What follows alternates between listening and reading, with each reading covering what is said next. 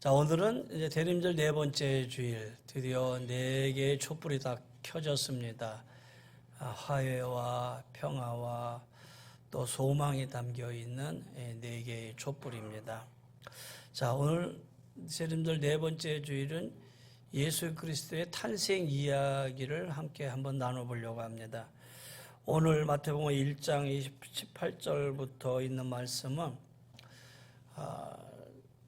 제가 어렸을 때 성탄절 이렇게 발표회 할 때, 주일학교 발표할 때 쭉 선생님이 쭉 세워놓고 성경 릴레이 암송을 시켰던 말씀인 것 같아요. 그래서 맨 앞에 있는 학생이 예수 그리스도의 나심은 이러하니라, 그 다음 학생이 이래서 25절까지 쭉 외웠던, 암송했던 그런 말씀이라서 참 친근감이 있는, 이 말씀을 보면 어렸을 때 추억이 되살아나는 그런 어떠한 말씀이기도 해요. 그런데 이 말씀을 보면은 예수님의 탄생 이야기가 아주 심플하게 아주 묘사되어 있어요. 아주 심플하고 간단하게 묘사되어 있어요. 오늘 마태복음의 저자는 마태지요. 이 마태가 오늘 본문의 16절 말씀의 앞절은 다 족보입니다. 예수님의 족보죠. 이 족보를 통해서 예수님은 아브라함과 다윗의 후손으로 태어나실 분이다라는 걸 언급하고, 또 예수님의 탄생이 구약의 선지자들, 다시 말해서 구약의 예언자들이 예언한 메시아의 예언 성취임을 보여주기도 해요. 오늘 하나님께서 예수님을 주인공으로 하는 이 구속 드라마에 오늘 본문은 두 사람을 조연으로 쓰고 있죠. 그 조연이 누구냐면은 평범한 시골 총각인 요셉하고 또 평범한 시골 아가씨인 이 마리아, 이 두 남녀를 하나님이 택하셔서 예수님의 구속 드라마에 사용되어질 이런 어떠한 드라마에 이 두 사람이 사용되고 있음을 볼 수가 있지요. 자, 16절에 보면 이렇게 돼 있어요. 그 앞에 16절은 야고보 마리아의 남편 요셉을 낳았으니 마리아에게서 그리스도라 칭하는 예수가 나시니라. 여기 참 재미있는 표현이에요. 여기서 당시의 여인은 재판의 증인으로 설 수도 없었고, 인구조사할 때에 여인은 이 숫자에서도 제해질, 숫자에 들지도 못할 정도로 대우를 받았는데, 그런 사회적인 상황 속에서 오늘 16절에 마리아를 어떻게 표현하냐면 요셉의 아내로 변하지 아니하고 요셉을 마리아의 남편으로 소개하고 있거든요. 그러니까 이 표현이 아주 참 독특해요. 상당히 파격적이라고 볼 수가 있지요. 그러면 오늘 이제 본문을 통해서 마리아의 아들, 예수님이죠. 마리아의 아들이 어떻게 공식적으로 다윗의 자손이 될 수 있었는지, 그리고 요셉이라고 하는 평범한 청년이 어떻게 예수님의 법적인 아버지가 될 수 있었는지, 그 부분을 오늘 설명하고 있죠. 예수님의 족보는 마태복음도 있지만 누가복음도 나와요. 사실 누가복음의 족보는 그 중심이 마리아 중심으로 스토리가 전개돼요.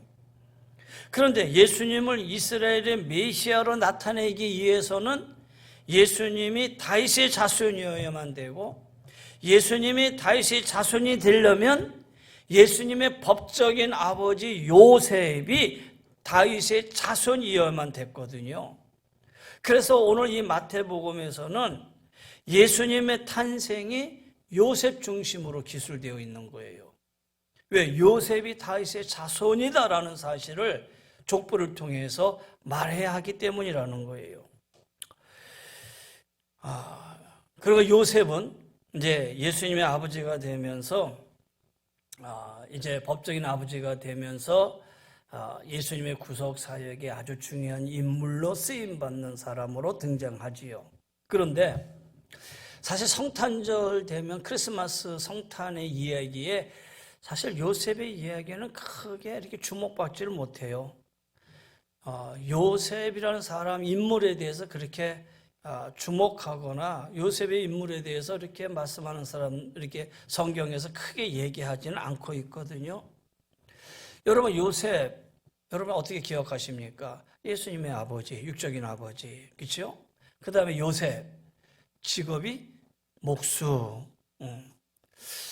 그리고 뭐 없어요. 요셉에 대한 이야기가. 요셉이 한 말이 있나요? 요셉이 무슨 말을 한 적이 있나요? 성경에 요셉의 한 말이 하나도 기록되어 있지를 않아요. 그래서 이 마태는 요셉이 마리아와의 약혼 관계에 있었고, 마태는 이 요셉을 또 뭐라고 표현하냐면은 의로운 사람이라는 그 한마디를 여기서 표현하고 있어요. 그러면 요셉은 의로운 사람이라고 그랬는데, 그러면 그 의로움이 어떤 의로움을 얘기하는 것인지, 어떤 의로움을 얘기하기에 여기 성경에서 요셉을 의롭다라고 얘기하고 있는지, 또한 요셉을 통해서 요셉의 순종을 통해서 이 땅에 오신 예수님이 어떤 분이신지 그런 부분을 오늘 본문을 통해서 한번 살펴보고 찾아봐야 되지 않겠어요? 자, 그렇다면 18, 19절을 보겠어요. 예수 그리스도의 나심은 이러하니라. 마태는 예수 그리스도의 출생에 관해서 이렇게 언급하고 있어요. 여기 예수 그리스도의 나심이라는 이 나심이라는 단어가 제네시스예요. 제네시스가 뭐냐? 여러분이 타고 다니는 승용차입니까? 원래 이 제네스라는 말이 기원, 출생, 족보 그런 의미예요. 출생, 족보, 기원.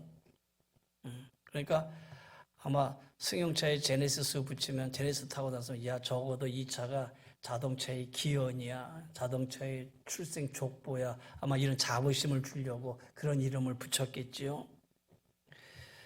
오늘 1절에서는 이 부분을 기원을 뭐라고 표현하고 있냐면은 계보다라고 표현하고 있어요. 계보다. 자, 마태는 이 동일한 단어를 반복함으로써 17절까지 서술한 이 족보가 예수 그리스도의 탄생으로 마무리됨을 여기서 강조하고 있지요. 여러분, 한 가정에 한 아이가 태어난다는 거, 그 가정의 기쁨이지요. 그 가정의 즐거움이지요. 근데 오늘 본문을 보면은요, 마리아는 요셉과 약혼한 상태였어요. 하나님의 아들이 이 땅에 오는 이 과정 속에서 자칫하면은 스캔들로 번질 수 있는 그러한 상황이 오늘 여기에 있었는데 그 상황이 그 스캔들로 번지지는 않았지요. 요셉과 마리아가 약혼한 상태라고 그러는데 약혼 당시의 약혼은 지금 약혼보다는 좀 더 이렇게 법적인 구속력을 가지고 있었어요. 그래서 약혼을 했다 그러면은 이미 결혼을 간주하고 있었고 단지 육체적인 관계만을 갖지 않는 그런 상태였어요. 약혼한 상태에서 만약에 남편이 될 자가 죽었다 그러면 여인은 그냥 평생 가부로서의 그런 삶이 되어야만 되는, 그리고 약혼이 파괴될 경우에는 파혼 증서를 써줘야지만이 그 파혼이 될 정도로. 그러니까 이 약혼이 아주 상당히 중요한데 보통 한 1년 정도 지속이 되었다 그래요.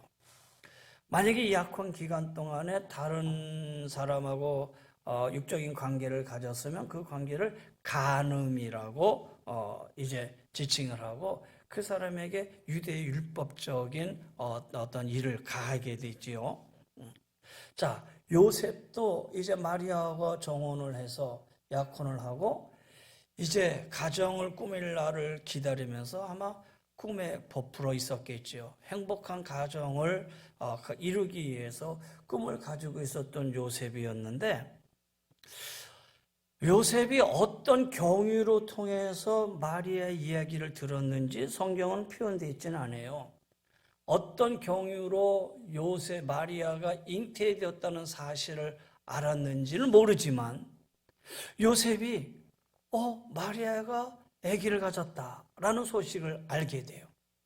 그런데 오늘 18절, 19절을 보면은 사실 그 이후에 보면은 마리아는 성령에 의해서, 천사에 의해서 네가 성령으로 잉태된 것이다라는 계시를 받아서 마리아의 자신의 잉태는 성령의 잉태됨을 알고는 있었단 말이에요. 그런데 요셉은 어느 누구도 가르쳐 주지 않았거든요. 어느 누구도 가르쳐 주지 않는 상태에서 마리아가 임신을 했다, 아기를 가졌다. 이거는 요셉에게 있어서는 청천벽력이에요. 이제 아름다운 가정을 꾸리기 위해서 단꿈을 꾸고 있었는데 그 단꿈이 한마디로 와르르 무너지는, 그에게서 논란과 충격으로 다가오는 그런 소식이 아닐 수가 없었다라는 거예요. 자, 근데 여기 18절에 약혼하고 동거하기 전에 성령으로 잉태된 것이 나타났더니, 여러분, 이 성령으로 잉태됐다라는 말은 특별한 하나님의 계시를 얘기하고 있는 거예요. 하나님의 특별한 계시, 성령으로 예수님이 잉태되었다라는 이 사실을 우리에게 가르쳐주고 있다라는 거예요. 성령으로 잉태되었다, 이것은 그저 하나의 기적이 아니라 마지막 종말론적 사건 속에서 하나님의 우리에게 보여주신 아주 귀한 큰 하나님의 특별 계시다라는 사실을 우리에게 말씀해 주고 있는 것이죠. 자, 그런 가운데에 요셉이 여하튼 아내 마리아가 임신했다는 사실을 알고 너무 충격에 빠져요. 이 기가 막힌 상황 속에서 그러면 이 요셉은 어떻게 이 문제를 풀어나갔느냐? 약혼녀가 자기와 육체적인 관계를 갖지 않는 가운데서 아기를 가졌다. 그러면 얼른 생각하기는 마리아가 간음을 했을 것이다 생각했을 거예요. 요셉이 생각하고 있는 이 배신감은 어디다 표현할 수가 없어. 에이, 내 아내 마리아가 아기를 가졌다. 내 약혼녀가 아기를 가졌다. 그냥 아예 공개적으로 그냥 떠벌려서 마리아가 수치를 당하거나 아니면 율법에 의해서 죽임을 당하거나 그럴 수도 있었단 말이에요. 왜냐하면 유대인의 규례에 따르면 결혼 전에 간음이나 그의 임신이 발견되면 파혼될 뿐만 아니라 그 여인은 율법의 규정대로 돌에 맞아 죽임을 당했거든요. 물론 이 당시에는 로마의 속국에 있었기 때문에 사형의 판결권이나 집행권은 로마가 가지고 있어요. 그래서 사실 유대 율법이 그렇게 정해져 있다 하더라도 마음대로 그걸 집행하지는 못해요. 그러나 그렇게 죽음을 면하려는지는 모르지만 마리아는 파혼을 당할 뿐만 아니라 평생을 수치 가운데 살아갈 수밖에 없다라는 거예요. 이것을 생각했던 요셉이 행한 행동은 가만히 끊고자 했다. 조용히 파혼을 하고자, 조용히 이 약혼을 파괴하고자 했다. 조용히 이 약혼을 파괴하고자 했던 이 요셉을 가리켜서 마태는 요셉을 뭐라고 평가했습니까? 그는 의로운 사람이다. 이렇게 평가했어요. 근데 당시 유대인의 관점에서 본다면 요셉의 행위는 의로운 행위가 아니라 오히려 죄를 덮어주는 불의한 일로 여겨질 수도 있었잖아요. 그러나 여러분, 참된 의로움은 뭐냐면, 참된 의로움은 사람의 생명을 구하는 것이 참된 의로움이라는 거예요.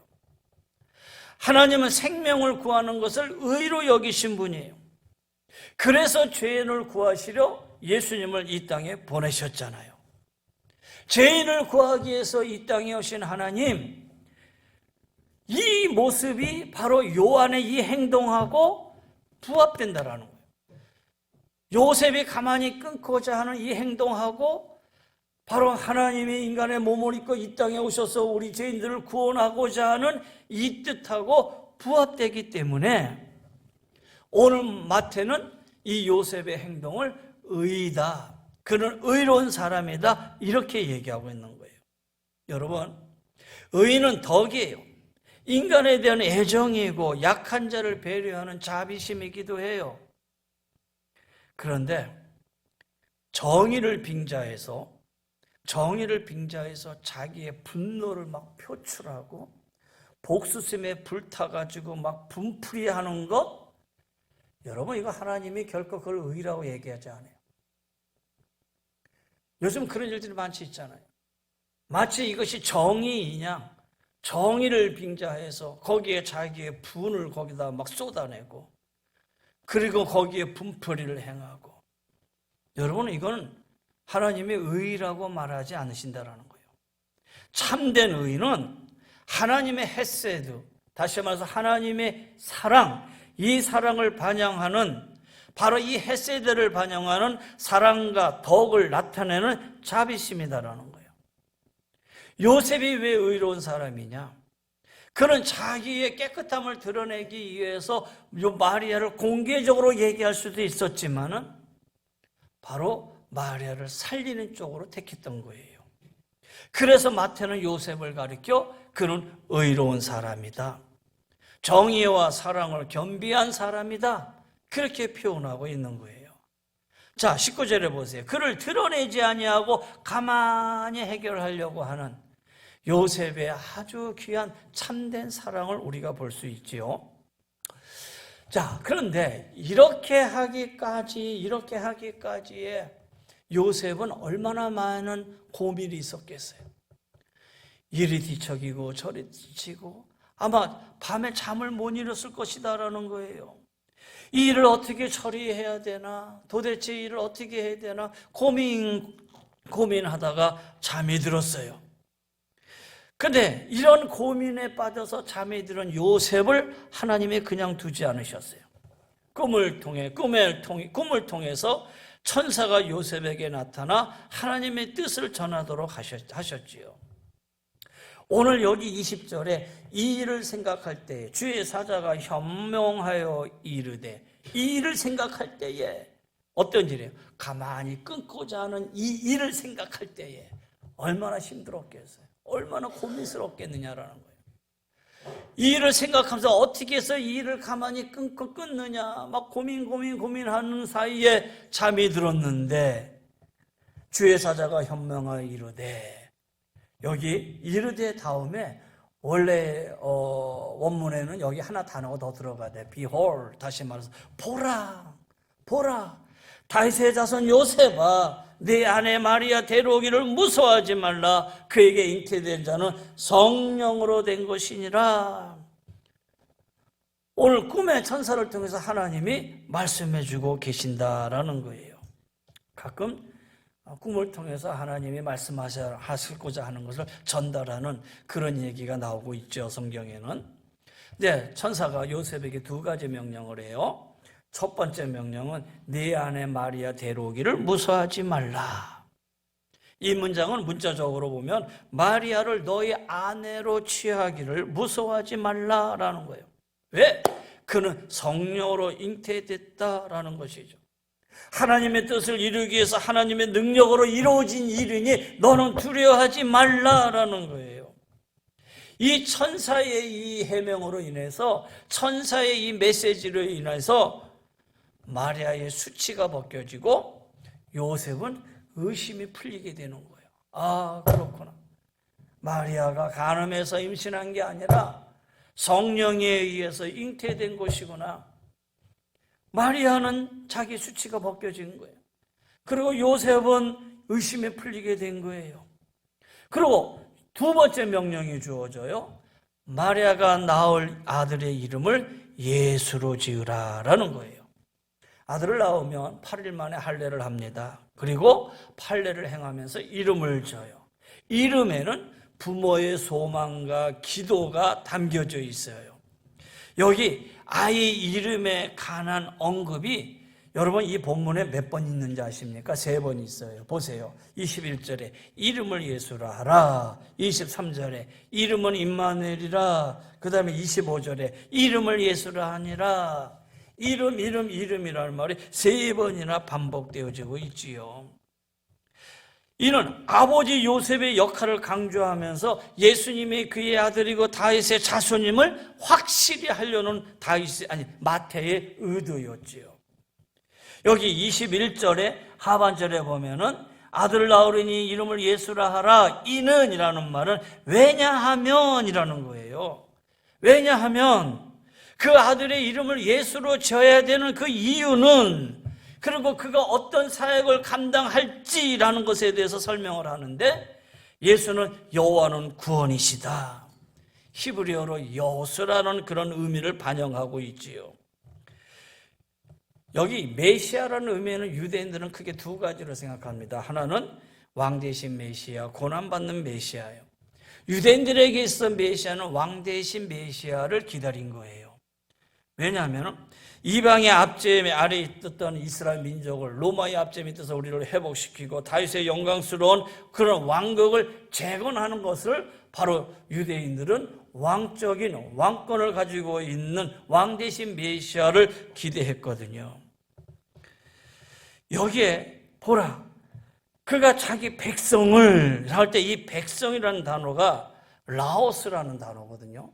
근데 이 라오스라는 단어는 어디를 가리키냐면 이스라엘 민족을 가리키는 거예요. 언약된 이스라엘 민족을 지칭하는 거예요. 그러면 여기서만 볼 때는 예수님이 오신 것이 이스라엘 민족에게만 한해서 오신 것 같은데, 마태는 여기서는 언약된 이스라엘 백성을 얘기하지만 이 언약된 이스라엘 백성이 저 뒤에 마지막 마태복음 28장에 가서는 너희는 가서 모든 민족으로 제자를 삼아라 할 때 그 민족이라는 단어를 이 라오스 백성만을 가리키는 게 아니라 전 세계 모든 민족을 얘기하는 거예요. 모든 인류를 포함하는 거예요. 그러니까 마태는 이스라엘을 포함한 모든 민족을 구원시킬 예수 그리스도, 그분이 바로 이 땅에서 예수란 이름을 가지고 오실 메시아다라는 거예요. 그래서 예수님은 자기의 생명을 대속물로 내어줌으로 인해서 온 백성을 구원하는 메시아임을 말씀하고 있는 것이죠. 자, 이 구원 예언의 성취를 22절에 가서 보면 이렇게 얘기합니다. 보라, 처녀가 잉태의 아들을 낳으리니 그의 이름을 임마누엘 하리라. 근데 여러분 23절에 보라라는 말 앞에 기역자가 있잖아요. 이 기역자를 성경 밑으로 내려가서 관주를 보면은 이사야 7장 14절 이렇게 적혀 있어요. 그러니까 이사야 7장 14절에 가면 이 말씀이 있다라는 거예요. 그러니까 구약의 예언의 말씀이 성취됨을 얘기하고 있는데, 이사야 7장은 주전 735년에 아란 왕과 이스라엘 왕 베가가 서로 연합을 해서 유다를 공격하는 상황입니다. 그때 이사야를 통해서 하나님이 유다 왕 아하스에게 하나님의 역사하실 징조를 보여주는 말씀이 바로 이사야 7장 14절의 말씀이에요. 주께서 친히 징조를 너에게 주실 것이니 보라, 처녀가 잉태의 아들을 낳으니 그 이름을 임마누엘 하리라.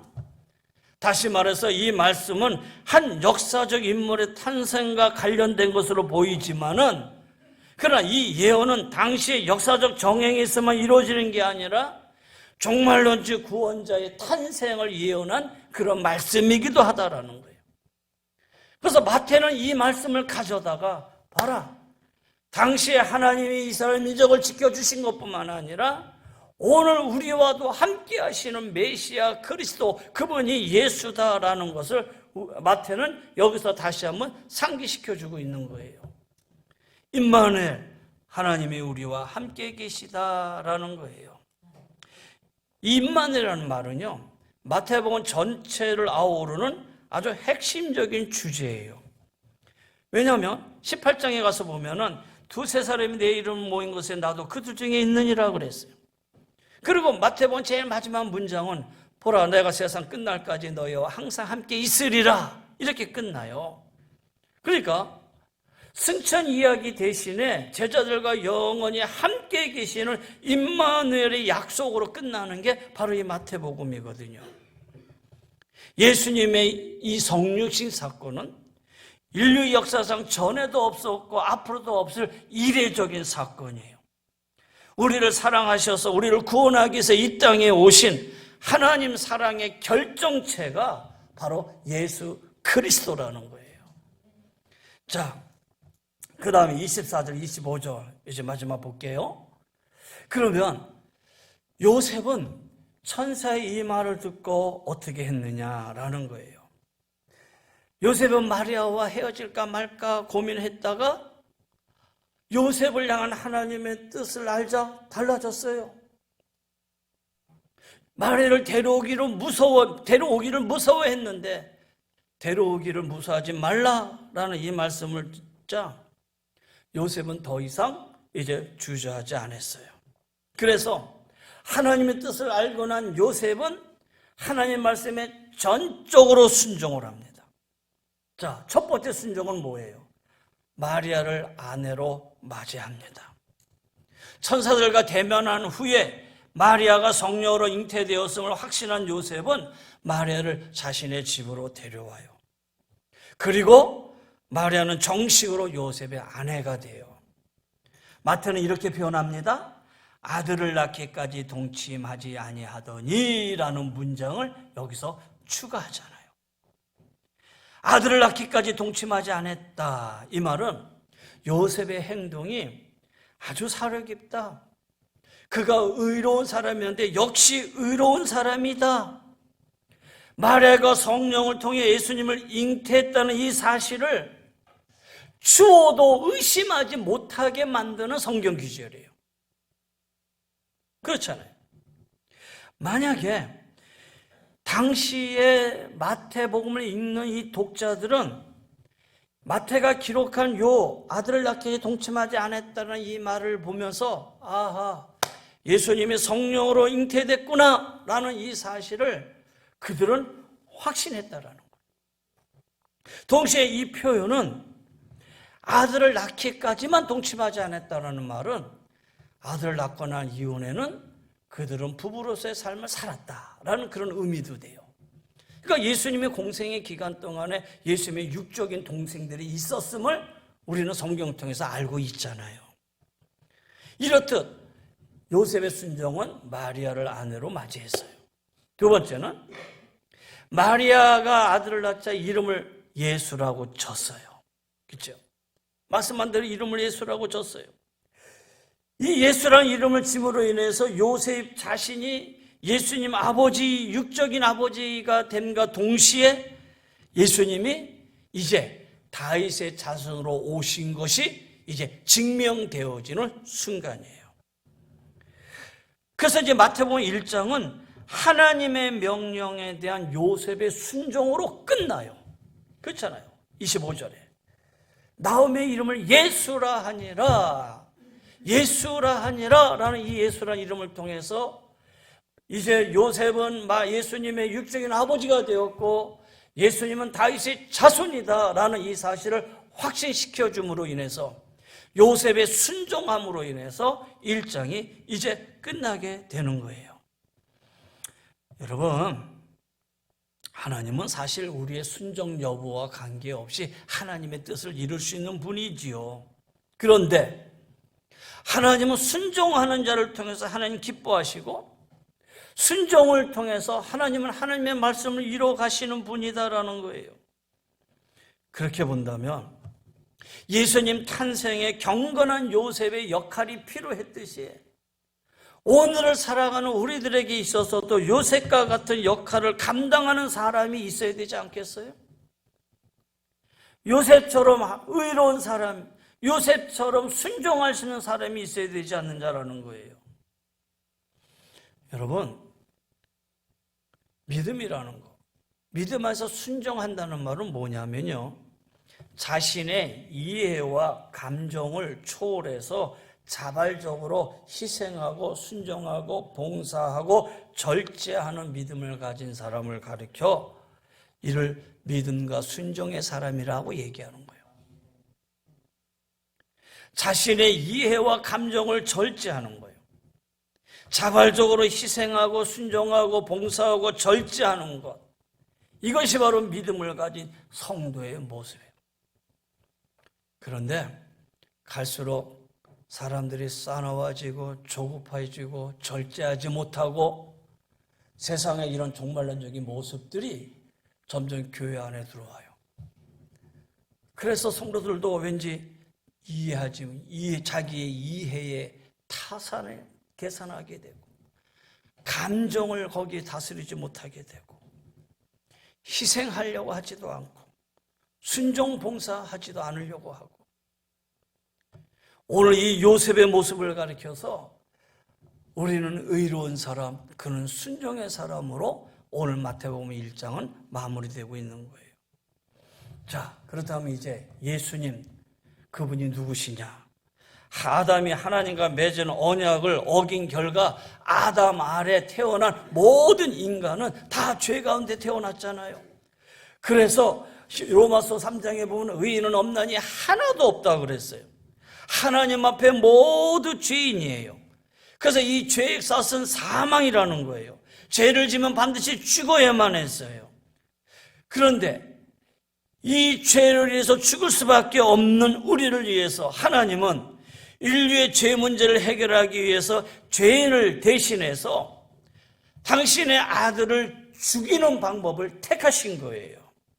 그런데 예수님이 이 죄인들을 위해서 죄값을 치르기 위해서 죽음으로 우리에게 구원을 주기 위해서는 예수님 자신이 죄의 영향으로부터 자유로워야 돼요.